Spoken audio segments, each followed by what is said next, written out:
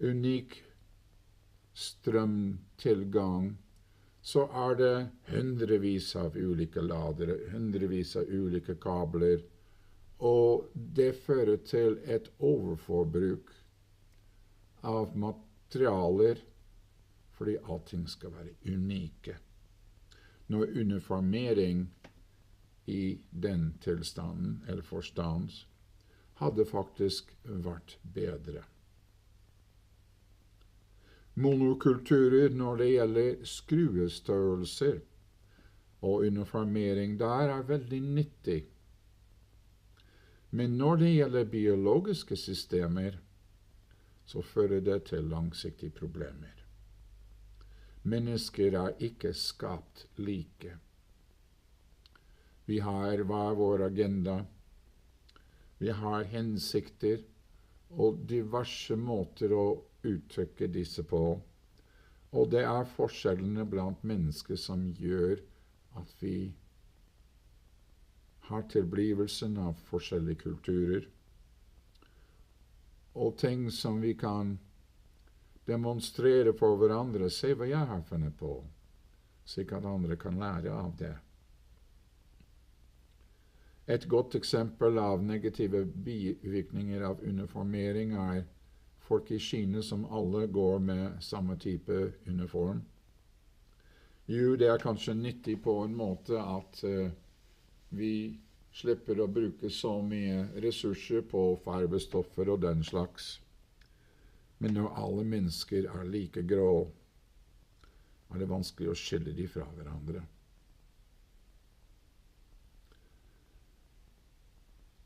Når du tenker på de to ytterpunktene som for menneskets ekstreme prestasjoner, krig og destruksjon på den ene siden, og uendelig med langsiktig vitalitet på den andre, så vil du oppdage at konkurranse ikke å finne der hvor du har virkelig langsiktig vitalitet. I sportsgrener eller sportslige prestasjoner, som ikke konkurransebaserte, så må utøveren utvikle et uhemmet samspill i hele kroppen mellom tanke, kropp og sinn og følelser, for at prestasjonene skal være vellykket. Hvis det en del av mennesket som imot prestasjonens utførelse, så vil det gå utover kvaliteten. Vi ønsker aldri motstand i det fremragende. Vi ønsker ikke friksjon. Vi ønsker at ting skal gå glatt. En måte å gjøre det på ikke å konkurrere mot konkurransekraften, men heller gi konkurransekraften en bane som gjør at det dannes dragkraft i stedet for motstand. Det særlig vesentlig i forhold til utvikling av fremtidens teknologiske løsninger for energi.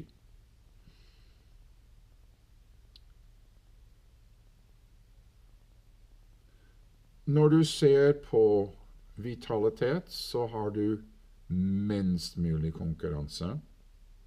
Når du ser på krig og destruksjonskrefter, som den motsatte veien, så ser du en maksimering av konkurranse.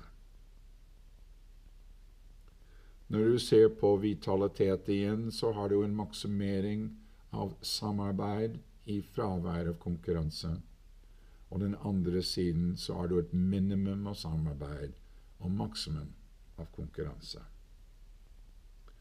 Og på denne måten så kan du begynne å ane at det to forskjellige ideer ute å gå, som representerer de ytterpunktene for menneskets prestasjoner, og jeg kaller disse ideene, fordi de ikke fysisk, jeg kaller det for ånder.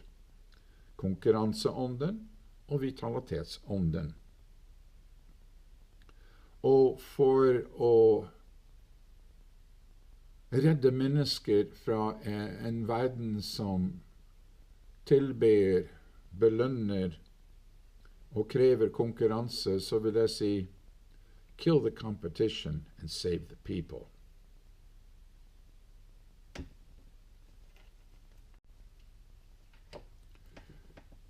I forhold til identifiseringen av forskjellen mellom godhet og ondskap, så vil jeg fortsatt fokusere på vitalitet og konkurranseånden som ideer for bedre å identifisere for lytteren forskjellen mellom godhet og ondskap. Nå er jeg veldig lite opptatt av religioner.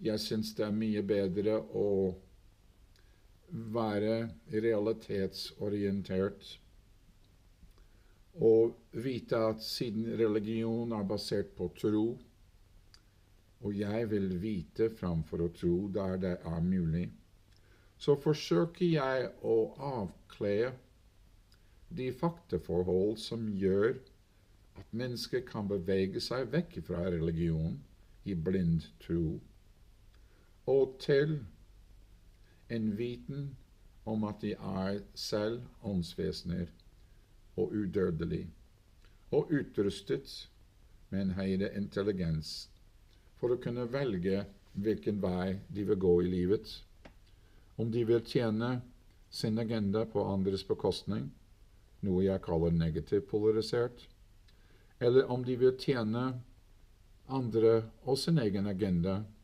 i fellesskap for å oppnå kollektiv vitalitet, hvilket er positiv polarisering.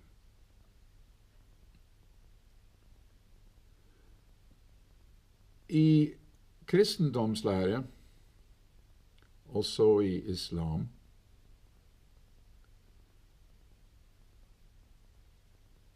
og ganske mange andre religiøse trossystemer, så er konseptet med profeter og Gud presentert på en måte som absolutt identifiserer deres konsept om Gud som har noe med konkurranse å gjøre. For eksempel, hvis Gud straffer fordi mennesket er ikke lydig, så har det ingenting med vitalitetsånden å gjøre, fordi det er en pedagogisk, vitenskapelig sannhet er at hvis du straffer det å gjøre feil, så hemmer du læringsprosessen.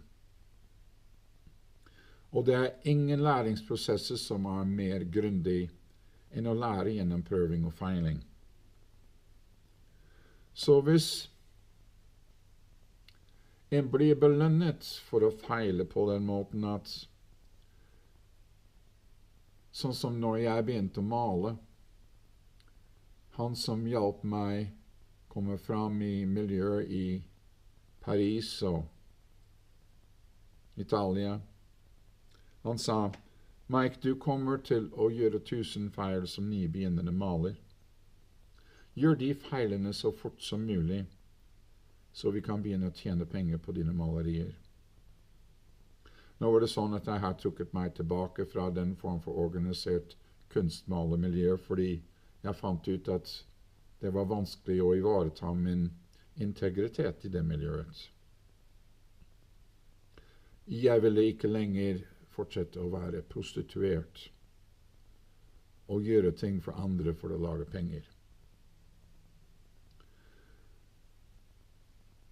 Så det å kunne ha tillatelse til å feile uten å bli straffet. Det fremmer læring. Det fremmer at ting blir korrekte på slutten. At mestring blir til med minst mulig smerte.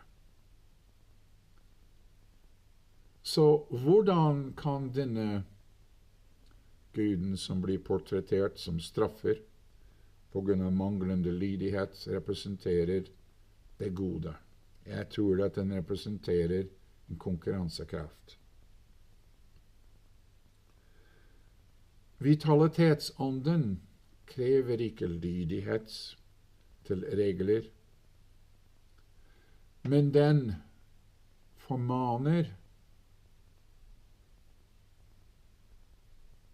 til å forstå seg på prinsipper som har forutsetninger som gjelder for å kunne oppnå vitalitet og maksimale prestasjoner.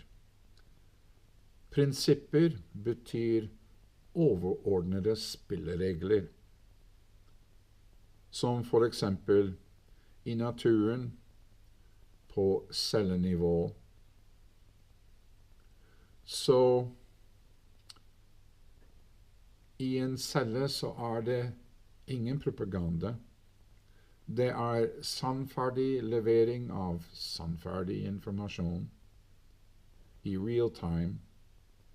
Rettelse på alle feil. Det er tilstrekkelig tilgang til energi på alle nivåer. Det er ingen konkurranse til stede hvis den cellen skal ha vitalitet. Det er prinsipper som også vil gjelde for samfunnet. Det er ikke regler og lover og straff og belønning. Det tilhører konkurranseånden. Hvis du tar for deg for eksempel Babelstårnet, hvor historien går ut på at et samlet folk som hadde ett språk, samarbeidet for å bygge et kjempetårn for å strekke seg opp til det guddommelige. Og denne Gud så hva som var i ferd med å skje, rev ned tårnet og fragmenterte menneskets språk så at de aldri ville kunne forstå hverandre igjen. Fragmentering hører ikke til vitalitetsånden, min venn. Fragmentering hører til hva konkurranse gjør. Så hvordan kunne denne bibelske guden være av det gode? Så det er veldig vesentlig å forstå seg på at det er en forskjell mellom godhet og ondskap.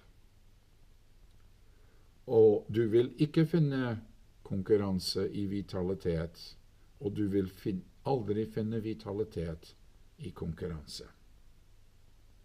Ikke når det er på sin ytterste. Konkurranse frarøver vitalitet for kraft. Og vitalitet tillater ikke konkurranse i sine rekker.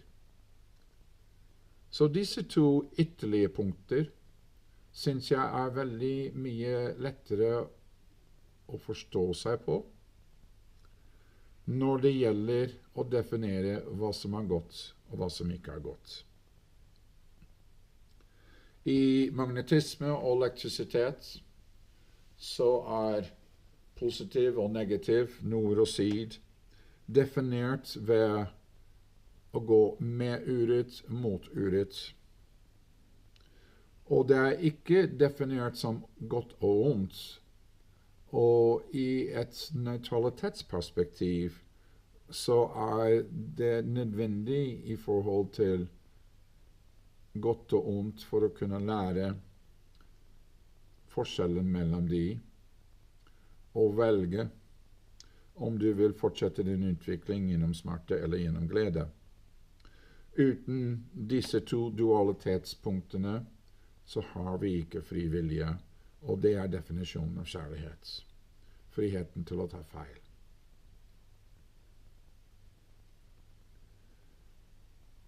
Når du vrir en mutter og bolt den ene veien med uret, så strammer den seg til. Når du vrir en bolt mot uret, så løsner den seg. Så du kan se på den ene siden så har du innvikling, og på den andre siden så har du utvikling. I konteksten at innvikling og utvikling er nødvendige dualitetsformer for å fremme friheten til å kunne velge, så har du også en veldig grei måte å forstå det på forskjellen mellom godt og vondt. Hvis du velger å unngå læring gjennom smerte, så vil du lære deg til å forstå at sannheten, når den er virkelig naken, er veldig enkel. Og jo mer den er forkledd, desto mer kompliserende blir det. Så når ting er innviklet, så er den påvirket av ondskap. Og når det er veldig enkelt, så er det påvirket av vitalitetsånden og dens forutsetninger. Og for å gjøre det konseptet så enkelt som mulig, så tror jeg avslutter den diskusjonen med den ideen. Takk for meg.